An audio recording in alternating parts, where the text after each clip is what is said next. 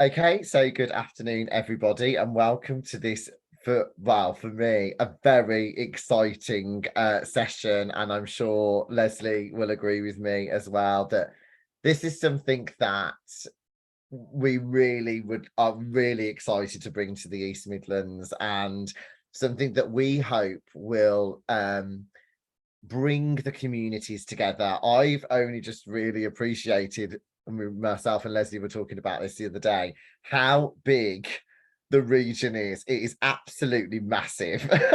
And I from my experience of working within the West Midlands, trying to bring together Birmingham, Coventry, Warwickshire, Wolverhampton, the Black Country, and Worcestershire all under one region is incredibly hard. And then we go into the shires, as I was talking to Leslie about yesterday, and Leicestershire, Derbyshire, and Nottinghamshire is absolutely ginormous and actually quite dwarfs the West Midlands. So this is a massive learning curve for me personally as well. What I hope is that working together with Leslie, who has worked incredibly hard, to bring the community together over in the East Midlands, that together we'll be able to bring what some of the things that we've had from the West Midlands to the East Midlands region. And one of the most big things that we want to be able to do is to launch the East Midlands PA Awards next year. And the reason we want to try and do that as soon as possible is to bring that community together, and it is one thing that really does bring that community together, so we're really excited to do that. So I hope you don't mind, I'm going to take you back a little bit about where the PA Forum started, why it started, and how we came to do the West Midlands, what is now the West Midlands PA Awards. So um for those of you who might not have had a chance to get to know me yet, I was a holiday rep. I worked overseas for 10 years, working for Thomas Cook. I worked my way up to resort manager, and I came home when I was 29, and I didn't know anybody. I literally had been out the country for so long, I couldn't get a job. I was on job seekers allowance for about 9 months. And finally, a hotel in Warwickshire took me on, took a chance on me, and I started working there as their corporate sales manager. Brand new, shiny, sparkly hotel was opening in Birmingham, and they said to me, go out there and go and start speaking to people. And I was so nervous, and I thought to myself, I need to prove myself here. I need to come back to my boss and say, I know people. I actually, have got some really valuable relationships in and around the city. So I took some goodie bags from the hotel that I was working in, and I went to PwC. I walked into their offices there and left a goodie bag with the receptionist. I said, who do I need to speak to about meetings and events and conferences and accommodation? And she said, oh, not quite sure. I'll send one of the PAs down to come and meet you. It'll be, great for you to talk to them. And I met a wonderful lady called Jackie Goodfellow, who had been working as a personal assistant with PwC for 37 years. And we sat in their coffee lounge in reception, and she spoke to me about, when it's one of those days where you just open up to somebody and they just start talking to you about things, and you think, God, we've been sat here for an hour and a half, 2 hours, and we've covered off so many different things. It really was fascinating to get a real big insight into her day, her week, her month, some of the things that she'd been working on, and that she really enjoyed organising events. And so I left PwC's office and went to Pinsent Masons and had the same conversation with the lady called Anne James there, and moved around. And I was going to all these different offices in the city. And when Park Regis was opening, I invited everybody in for afternoon tea who I'd met on my journey. And after a couple of glasses of Prosecco, we decided to have a look and see what sort of networking events there were for PAs in the region. And I Googled PA networking events Birmingham, and nothing came up other than a group that was called the Gatekeepers Guild. And the last update from that was 2014 at the time that I could see. And so in 2016, those ladies formed a committee with me to launch the Birmingham PA Forum. And being a venue, I was very lucky that my general manager supported us doing a number of events to support the PA community in and around the city. So our first event was all about LinkedIn profile, how to get your personal brand out there, how to represent your brand as with your business. And we had 45 PAs come to that. And then we had a lady called Jane Weaver, who used to be an executive assistant at a logistics firm in Birmingham. And she ended up buying that business and turning it into a multi-million-pound business. So it's a hugely aspirational talk. And then we had Liz Taylor, who organised Gary Barlow's wedding, and she talked about inspiration for Christmas. And it was a fantastic time. And I just watched this community just rocket. And I thought, all of these people have been wanting this for such a long time, to bring people together of like-minded individuals where they can talk about those difficult and challenging situations, all the positive things that they're experiencing at the moment, share best practice, share their learnings with each other, pinpoint each other in the right direction of suppliers or things that they've seen online, or interesting articles or job opportunities. And this community was created, and it was just, for me, really quite overwhelming, because I never expected to be in that position. And I've always had a bit of imposter syndrome about that as well, to think, well, why am I a leader of a networking group for PAs when I've never really worked in that position? But some, people do say it's a disadvantage.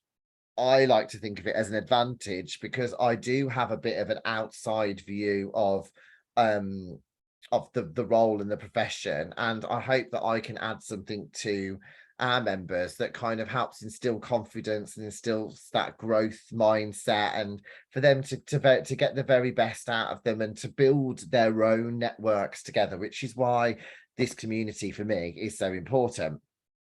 What we quickly realized was that there was lots of national events taking place in London for awards. And we got the opportunity. We actually got nominated the same year as the East Midlands PA Network got nominated as the External Network of the Year at the Manchester PA Awards. And that's where I saw lovely Leslie as well when we were there that night. And it was a fantastic evening, and I was just completely overwhelmed. There was 1,000 people there, all cheering, all going absolutely crazy, and it really blew my mind. I thought, why haven't we got this in Birmingham? We should have this. We're supposed to be the second city. Why haven't we got this in Birmingham?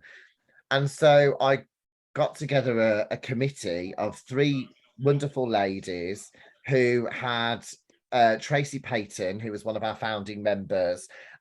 She had been through the process nationally.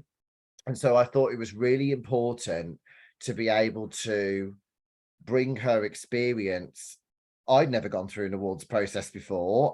So it was great to be able to get her experience of how the process worked and what it was like from her point of view as an executive assistant, to be able to experience that as well. So that for me was a really interesting time. We opened nominations. We decided in the first year that we would have 5 categories, and we opened nominations for the first month, and we didn't have a single nomination, not one. Nobody made any nominations at all. And it was like tumbleweed blowing across the laptop screen. We thought, what have we done? We've advertised all of this, amazing opportunity for people to reward and recognize those that have been got doing what they do best, which is what we are, what we love and what we stand for. And I was really nervous.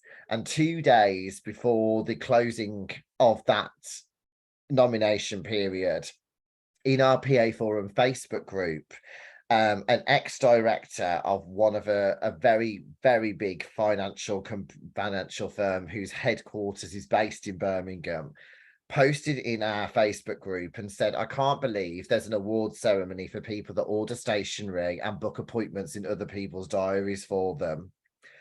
Yeah. So I was absolutely fuming. I can't even tell. I won't even. It's being recorded, but I would not be able to repeat what I was saying. I screenshotted that and I attached it to an email and I sent it out to our database and said, if there's ever a reason to nominate anybody or to get involved in these awards, it's because of this. And I actually wrote that man after the first Birmingham PA Awards to thank him, because his view or his perception of what he thought the profession was is totally not true. And interestingly enough, 3 of the PAs from that particular company were nominated that year. We soon found out that he was no longer at that firm as well. So it's interesting what happens when you put all the pieces together.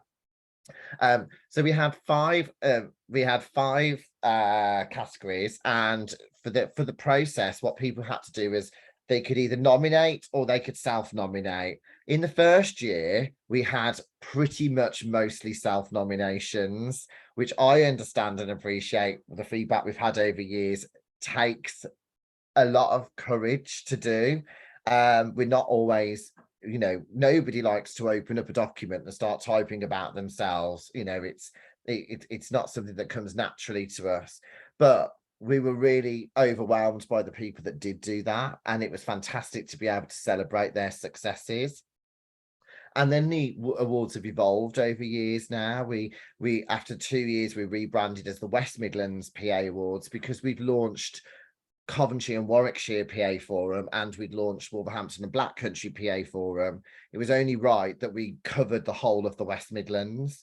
And so we have evolved so much over that time. And I am delighted today actually to be joined by Julie Pettigrew, who is on our committee. She's been on the committee for the last 2 years, haven't you, Julie?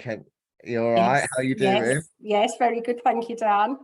Good. And I wanted to bring Julie in today because I wanted her to share her experience as an executive assistant supporting the CEO of a really well-known business here in the West Midlands. A lot of people want to know about how you juggle time and what sort of things and what sort of timescales are expected. So I wanted to kind of bring Julie in just to kind of have a chat with you. So Julie, tell us about when you first heard about the awards.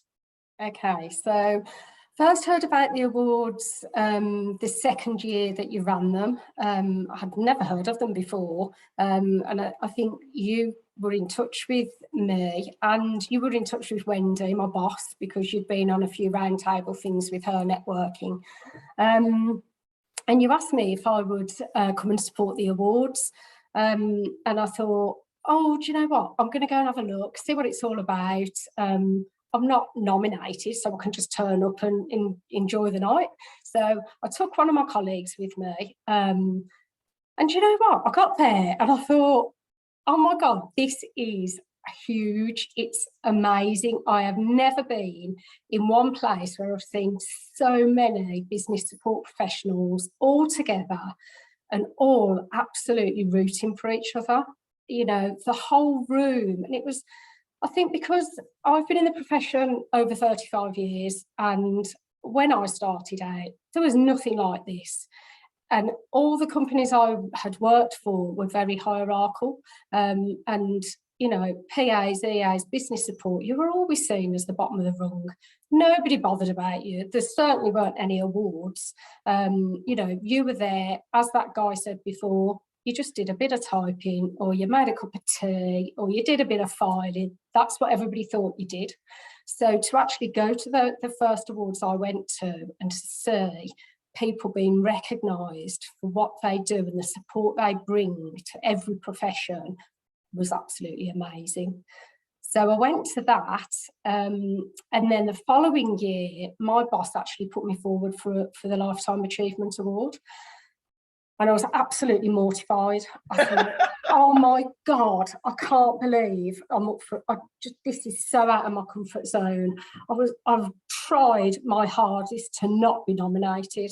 And she was adamant that I was going to go in for this nomination.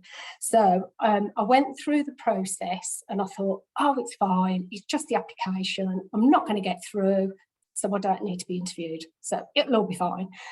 But I did get through. And I got through to the interview stage, and honestly, I'd been in this job for 10 years and I was thinking, oh my God, I haven't had an interview for 10 years. This is going to be horrendous. But what was fantastic was the awards committee at the time, they were part of the judging panel along with some of the other partners and sponsors. And they made me feel so comfortable and they were so supportive that I just really enjoyed the journey. I went on the actual interview and realised that it wasn't so much an interview that I'd been dreading. It was just telling them my story and all about what I'd done. And when you write it all down on a piece of paper and you look at it, you think, oh my God, I have achieved a lot. I've achieved loads. And actually, you couldn't shut me up once I'd started. So I went through that and then I got to final interview stage and ultimately I won the award, which was amazing because the Lifetime Achievement, that was the first year that category was in. So I was really fortunate to win it that year. So I won that. And it was the following year that they were going to make some changes to the committee and turn it around to give other people within the profession the chance to, bring their skill set to the committee. And so Dan put it out there, sort of similar to today when we're talking to you. And Dan put it out there and said, we're going to go out and look for some new committee members. So I went onto the Zoom and I listened to it and I listened to all the other committee members talking about it. And I really wanted to go for it. But I really suffer with imposter syndrome. And I kept thinking, oh, I'm not good enough to do this. Okay, I won that award, but I'm not good enough to do this. And they're not going to want me. They're going to have loads of people apply that are much, much better than I am. I'm not going to apply. So I emailed Dan, and I haven't to this day told Dan this, so this will be a first for Dan to hear it as well. I emailed Dan and I said, oh, really sorry, Dan, but I can't commit the time. I'm not going to do it. And he came back to me and he said, I'm really disappointed. I really thought you'd put yourself forward. And it was that turned it for me. And it was down to my imposter syndrome that stopped me doing it. And because Dan had said that, and because I went and spoke to my boss and I said, would I have your support to give me the time to give back to the profession? And she said, 100%. She said, I can't believe you're asking me. She said, you are hands down should do that role. You'd be brilliant at it. And that was my turning point. And that's when I decided to join the committee. Amazing. I didn't know that. Oh, no. I do remember you saying that, but no, I didn't remember that. But no, oh, thank you. Well, thank God you joined. No, but I think from my point of view, the committee members for me are so important because we work so well together as a team. And it's very much a community team effort. And I just like to, obviously, sorry, Leslie, because I wasn't sure at the beginning whether I just wanted to bring you in. How are you doing? You okay? Yeah, I'm fine. Sorry, I was late joining. The camera was on, but it was a vacant, wasn't it? So my apologies. Don't worry at all. No, but obviously, I wanted to kind of start this together. So I think, for you, I think it's always been something that you've always wanted to do in the East Midlands, isn't it? Yeah, we ran a reasonably successful East Midlands PA network for a number of years.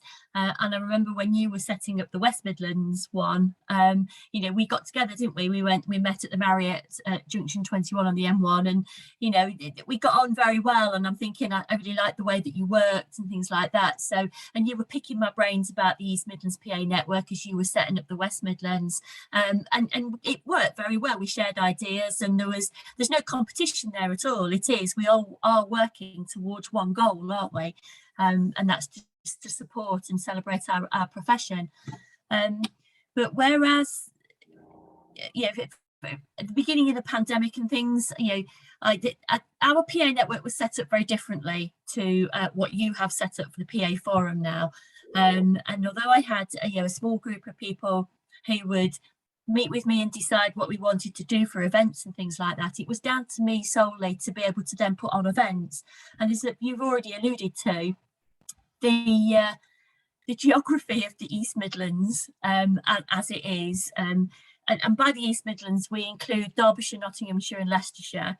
At the moment we haven't included Lincolnshire, Northamptonshire at the moment.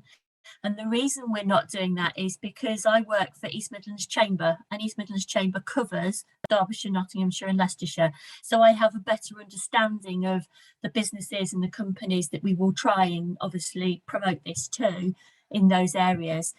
Because it means that in the future it doesn't, if people from Lincolnshire and Northamptonshire want to join us, then that's fine. It's just, I think it's a big enough area already, as Dan's already said, to have to cover in this kind of thing as we're launching it. So at the beginning of the pandemic, really, when everything went online, I had no resources. It was difficult enough putting events on and getting face-to-face people and things like that, and getting people to go to them. But I had no resources, and everything just blew up as far as work was concerned, and trying to work in an agile way that way. So our network stopped doing any events at all. We promoted what the chamber was doing as far as training was concerned, because there was a lot of free stuff out there. There was a lot of stuff we could do, and I did that via our social media pages. But Dan, you went on to do quite a lot specifically for the PA forum, your online events and things like that, and it was really interesting to see that the profession really still needed that. And the EAs and PAs and the office managers and everybody out there still wanted to be part of it, and it planted a seed in my mind, really thinking, how can I make this work? Because I don't want to step away from the East Midlands PA network. I'm kind of coming to, I've got quite a few more years yet to go, I suppose, but I'm an older person, and I want to share my experiences and my, that kind of thing, and what I've learned through the profession in its years with other people, and promote our profession, because I think we still do need to promote it as a profession. It's not seen as a profession very much. And it just planted a seed that, Dan had done things very well. And quite differently to how other networks and other people have promoted it. It's not just him. He includes, it's always about the PA forum, and we all know Dan's behind it, but he always carries on. Your committee members are always tagged in everything that you do. It's always, so like, thanks to everybody that's involved, and your sponsors. You're just so good at including everybody. I just thought this is part of a community that I think we can be part of, and it's an opportunity for Dan, obviously, because it's now his business, a part of his business, to be able to grow into the East Midlands. It just seemed the right thing to do.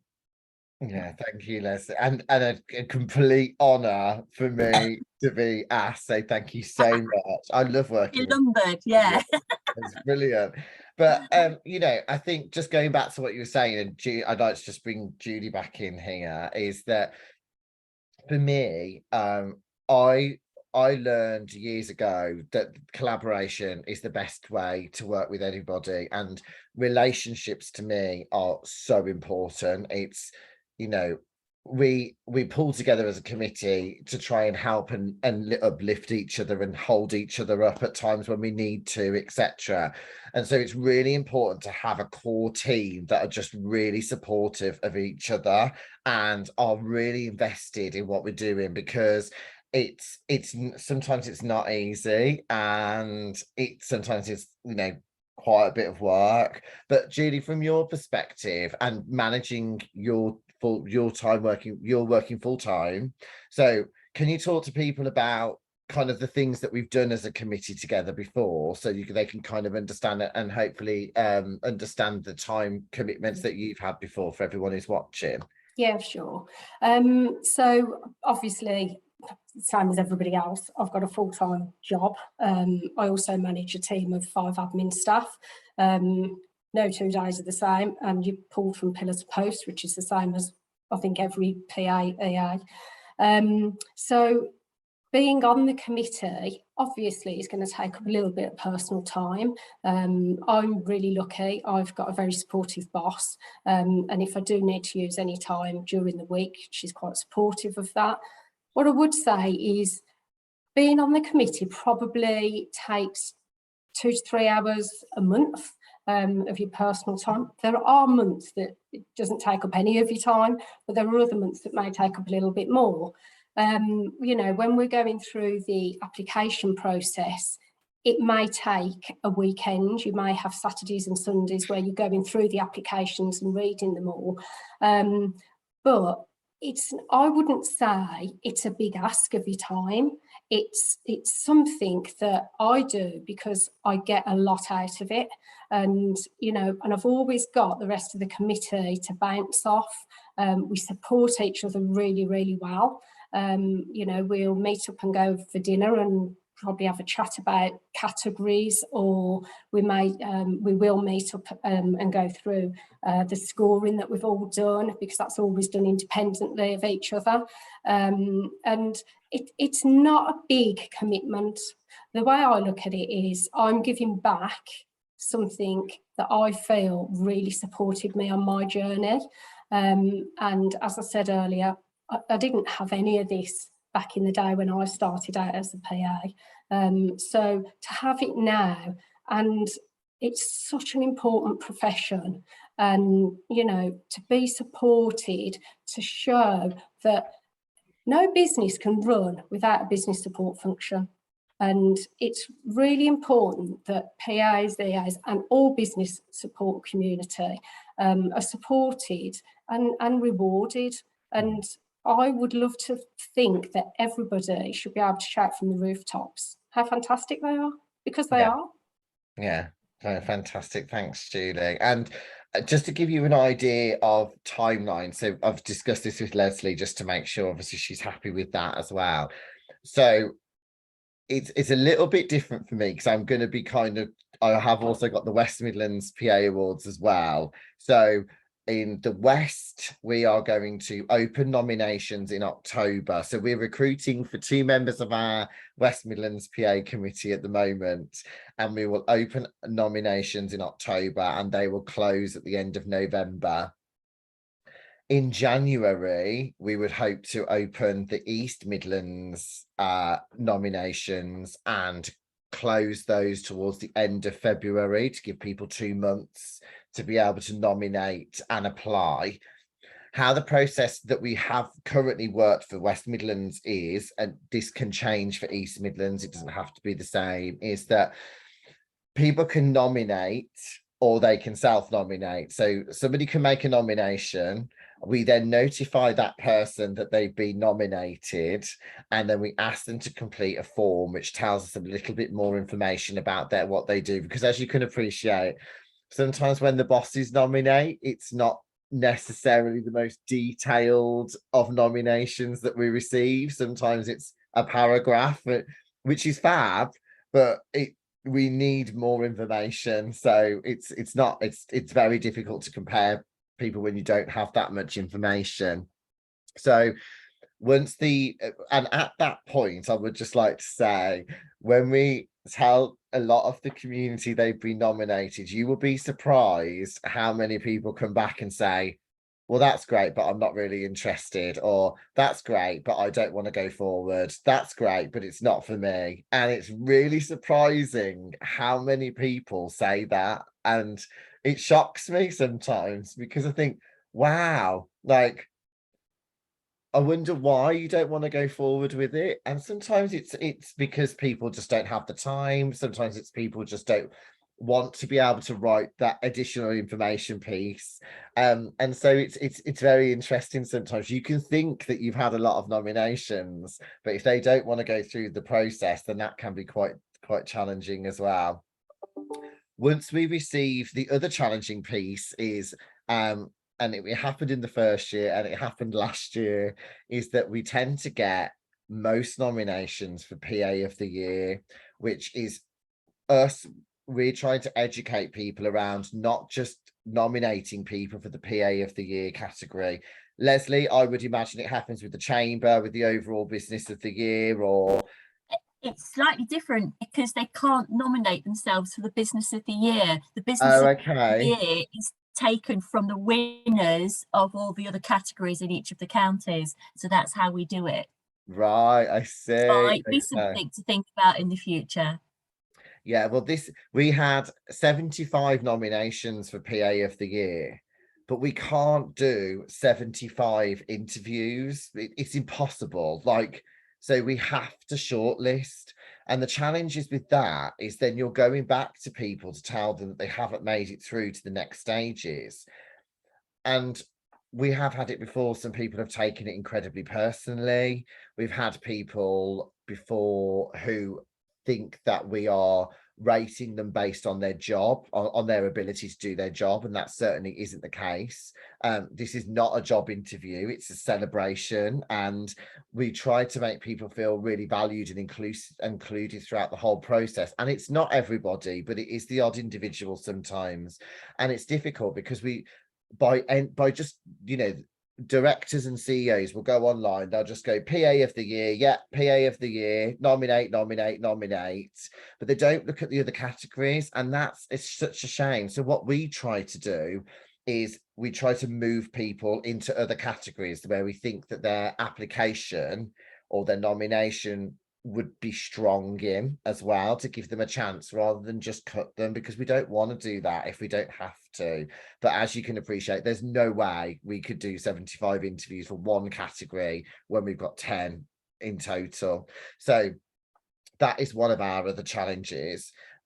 Once all the nominations are closed and the applications are closed at the end of February, those forms will be sent to the committee members. And the West Midlands, we have, including me, 5, and we have a scoring matrix. So each committee member will independently score all of the application and nomination forms, and they need to put their scores into a spreadsheet.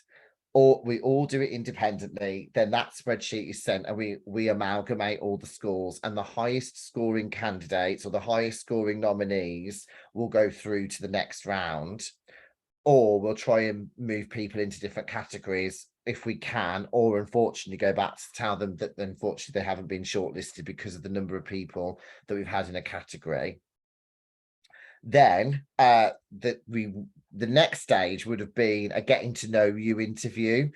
The reason we do that is because some people, it's all about supporting building their confidence. So some people can be brilliant at writing, but some people might not be able to project themselves as they want to. So we bring them onto a virtual meeting and we try to encourage them to talk about what they've written in the application form and to tell us a little bit more about them, because it's building that personal relationship and that rapport with them, and that's what we want to try and do, understand more what makes them tick and more about them. Then they will either do another shortlist, or they will go on then to meet the judges in the final interview, which we've been very lucky to be supported by pretty much all of the industry bodies. So we've had Amanda Johnson from VACT, who supported us with the virtual assistant categories. And we've had Lucy Brazier from Executive Support Magazine. We've had Victoria Ratton from EPA. We've had Liz from IMA. We've had Andrew from IAM. So we've had all of the industry bodies support us. Lindsay Taylor supported us. Adam Fiddler supported us once in the past. So they do get behind the awards, and then they will then decide who the winner of each of those categories are. Now, this year, we cut out the getting to know you bit and we just went straight in with the judging, because we did have some feedback that the process was quite long and it was a little bit too intense. So we don't want people to feel that. So we did the nominations and the shortlisting, and then we went through and did the judging at the end of it. So Julie, from your point of view as a committee member, how did you find all of that process? I definitely found the process worked much better this time than the previous year, because it was a lot shorter. And we didn't do face-to-face interviews, we did them on Zoom still, and I think that worked much better as well. The other thing is that we always do a meet-up, don't we, of all the finalists, which is fantastic, because we'll hire a room out somewhere, and we'll put some food and drinks on, and all the finalists get to meet each other, which is fantastic, because although, yes, it's a bit of a competition and it's an awards do, you find that everybody is really rooting for each other. And even in people in their own categories, they start to get to know each other. They form little WhatsApp groups or email groups, and they're messaging each other saying how you're feeling. And it's lovely, because it's real camaraderie. And I found that the whole process worked really, really well this year. Yeah, thank you, lovely. But we changed that process because the committee voted to change it, and that's what's important. It wasn't my decision. It was a collective decision as a working group that's what we decided to do.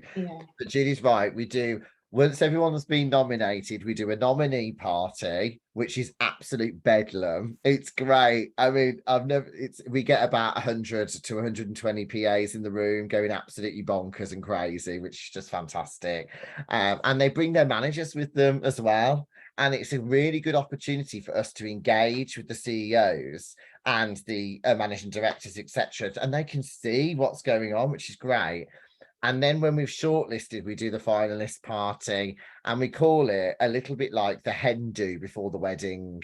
So, you do a hen do and everybody gets to meet each other, and then you have the wedding and everyone's going, oh, I haven't seen you for ages on the day. That is why I think we get the atmosphere that we get on the night of the awards, because we've done all of that in advance. Leslie, sorry, lovely. I was just going to ask, when you're doing your judges interviews and things, I know you get sponsorship for, or sponsors, you try and get sponsors for each of the award categories. Do you involve the sponsors in the judging? So we had the headline sponsor. Our headline sponsor is always on the judging panel, and some of our category sponsors are as well, but it just depends what industry they're in, or whether we look at whether they've had experience of working or managing PAs before as well, just so we can try it. So the recruitment companies that we've worked with, the directors have been on the panel, and we try to mix it up with our committee members, so our committee members are also included as part of the judging as well. And like Julie said, it offers that continuity for people as they're going through the process, that they're talking to somebody who knows what they do, who understands more about what they do. So I think that's really important as well. That's great, thanks, Dan. The other thing, Dan, sorry, I was just going to say that I forgot to say earlier, was throughout the whole process, right from the beginning to the end, is that we are very, very transparent. So, for example, last year, one of my colleagues had been nominated, and I didn't score her whatsoever. She was in my category for interviews, but I didn't interview her, and then I didn't actually make any decision on that category winner at all, because it wouldn't have been fair. Yeah, absolutely. And we've had committee members, for example, win. So Katie Bott, who won PA of the Year this year, is part of our L&D committee, but because the process is so independent, and because there's no way that anyone would be able to say that it was anything to do with sponsorship favoritism or anything like that, because we have such a stringent process in place that we would never want those people ever to feel devalued by any being part of our forum or any part of the process at all. So we're very, very conscious of that as well. But what I will do is, if it's okay, is I'm going to stop the recording just because just to finish off the timelines. So we were thinking about nominate applications close at the end of February. We will probably review in March, April or May would probably be the judging, and then we'll probably do the awards in September, autumn next year, and try and do it obviously at a venue that is quite centrally located and accessible for people to get from either part of the regions as well. So I hope that gives you a little bit of an idea. I'm going to stop the recording now, just purely because if you want, I'd really like to kind of have a chat and see if anyone's got any questions. So thank you for you watching this back. Thank you so much for listening, and thank you, Julie, for doing that today. I really appreciate it. And thank you, Leslie. I will just stop the recording now and see you soon.